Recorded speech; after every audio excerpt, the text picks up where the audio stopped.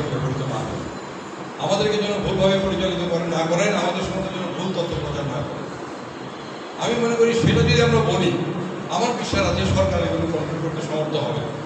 তারপরেও আমেরিকার মতো দেশে অনেক বাজে ঘটনা ঘটে, ইংল্যান্ডে ঘটে বলেই কিন্তু আইন শৃঙ্খলা রক্ষাকারী বাহিনী আছে। বাংলাদেশে গত 16-17 বছর ঘটনা ঘটতো, প্রতিকার ছিল, কোনো বিচার হতো না। আপনারা জানেন যে কুমিল্লায় ঘটনা ঘটেছে, কোরআন শরীফ মন্দিরে রেখেছে, কুমিল্লার এমপি পাহাড়ের প্ররোচনায় সেটা করা হয়েছে, ধরা পড়েছে। সেই রকম ঘটনা কিন্তু এখন আমরা খুব দেখতে পাচ্ছি। সেটার কোনো বিচার হয়নি, নাসিরনগরের বিচার হয়নি, রাবণ মন্দিরের বিচার হয়নি 15 বছর। ঘটনা তো ঘটবে, ঘটনা না ঘটলে আমাদের মতো একটা উন্নয়নশীল দেশে আইন শৃঙ্খলা রক্ষাকারী বাহিনী আছে কেন? তারা যথাসময়ে ব্যবস্থা নেবে, সরকার তৎপর হবে। সরকার যদি নিজে কাজ করে তাহলে আমাদের কথা। খোলা পানিতে মাছ শিকার করার জন্য যদি অন্য কিছু করতে চায়, অন্য দলের উপর দোষ চাপানোর অজুহাত তৈরি করে যদি কোনো ঘটনা ঘটতে চায়, এগুলো যেন শক্ত হাতে দমন করা যায়, সরকারের কাছে আমরা আবেদন রাখতে চাই। এবং এখনকার যে সরকার, আপনারা জানেন অন্তর্বর্তীকালীন সরকার, অল্প সময়ের সরকার, তারা আপনার চেষ্টা করছেন, অনেক ক্ষেত্রে পেরে উঠছেন, ঠিক। কিন্তু আমরা তাদেরকে আরও তৎপর হওয়ার জন্য অনুরোধ করব। এবং ইতিমধ্যে যারা এখান থেকে কথা বলেছেন সবার কথা কিন্তু সরকার শুনেছেন। আমি এখনও সরকারের, আমার অনেক বন্ধুবান্ধব সরকার এখন কাজ করছেন, তারা কিন্তু আপনার চেষ্টা করছেন। আমি মনে করি এত ভয় পাওয়ার কিছু নাই। আর আমাদেরও খেয়াল রাখতে হবে, যদি কেউ ফেসবুকে, ইউটিউবে যদি কোনো বাজে কথা প্রচার করে, এটা মিথ্যা হতে পারে, তাৎক্ষণিক যেন আমরা ব্যবস্থা না নিয়ে ফেলি। আমাদের আইন শৃঙ্খলা রক্ষাকারী বাহিনী সরকারের সংশ্লিষ্ট কর্তৃপক্ষকে জানানোর পরে ব্যবস্থা তারা নেবেন, ইতিমধ্যে নিয়েছেন। এই যে মৌলভী ইমাম সাহেবের ব্যবস্থা তো অলরেডি নিয়েছেন, তারা কাজে দোষারোপ করতে পারছি না। এই ধরনের বাজে ঘটনা ঘটবে, আমরা অপেক্ষা করি কি বিচার হবে।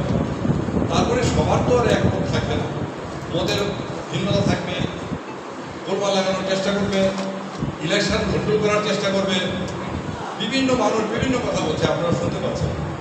এর প্রেক্ষিতে কোনভাবে কে ফায়দা উঠবে এটা বলা খুব মুশকিল। আমাদেরকে সতর্ক থাকতে হবে, নিষ্কণ্ঠেও সতর্ক থাকতে হবে। আমি লাস্ট একটা কোয়েশ্চেন করবো, সরি যে আমি অনেক লেন্থি করতে পারি, আমি অনেক কথা বলতেছি, আমি এর জন্য সরি। আপনি একটা কথা বললেন যে আমরা বিভিন্ন জায়গা, মানে বিভিন্ন সোশ্যাল মিডিয়া প্ল্যাটফর্মে দেখতে পাচ্ছি যে ইসকন প্রতিষ্ঠানটাকে হচ্ছে যে বয়কট করার জন্য বা তুলে ফেলার জন্য যে বিভিন্ন জায়গা থেকে হচ্ছে বিভিন্নভাবে ভিডিও প্রকাশ করা হচ্ছে, যে যাতে এটাকে বহিষ্কার করা হয়। এর জন্য কি আপনি স্পেসিফিকভাবে কাউকে মানে বলতে চান যে কোনো রাজনৈতিক দল বা হচ্ছে কোনো ব্যক্তিগত কোনো জনগোষ্ঠী এর সাথে কি অ্যাড আছে বলে আপনারা মনে করেন? আমার কাছে স্পেসিফিক কোনো প্রমাণ নেই, তবে সেটার দায়িত্ব আমার খুঁজে বের করা না। শুধু আমাদের দেশে যে গোয়েন্দা সংস্থা আছে, আইন শৃঙ্খলা রক্ষাকারী বাহিনী আছে, তারা সার্বক্ষণিক এই চেষ্টা করছেন বলে আমি জানি। কাজে আমি বিশ্বাস করি যে হঠাৎ করে কোনো দুর্ঘটনা ঘটার কোনো অবকাশ থাকবে বলে আমি মনে করি। তবে আমাদেরও দায়িত্বশীল হতে হবে, আমাদেরকে সময় মতো এগুলো জানাতে হবে এবং খোঁজ করতে হবে যে ঘটনাটা সত্যি না মিথ্যা। যদি কারোর ফেসবুক হ্যাক করে অন্য কেউ এটা দিয়ে ফায়দা করতে চায়, দেশে আপনারা জানেন অনেকেই অনেক উল্টাপাল্টা কাজ করছে। পরশুদিন আমি দেখলাম হঠাৎ করে ফেসবুকে আসছে যে এখন আমরা যাচ্ছি বিএনপি অফিসে, কি করবে সেখানে 200 জনের নাম ডিক্লারেশন হবে। আমি নিজে বিএনপির সাথে জড়িত, আমি জানি না এটা হবে।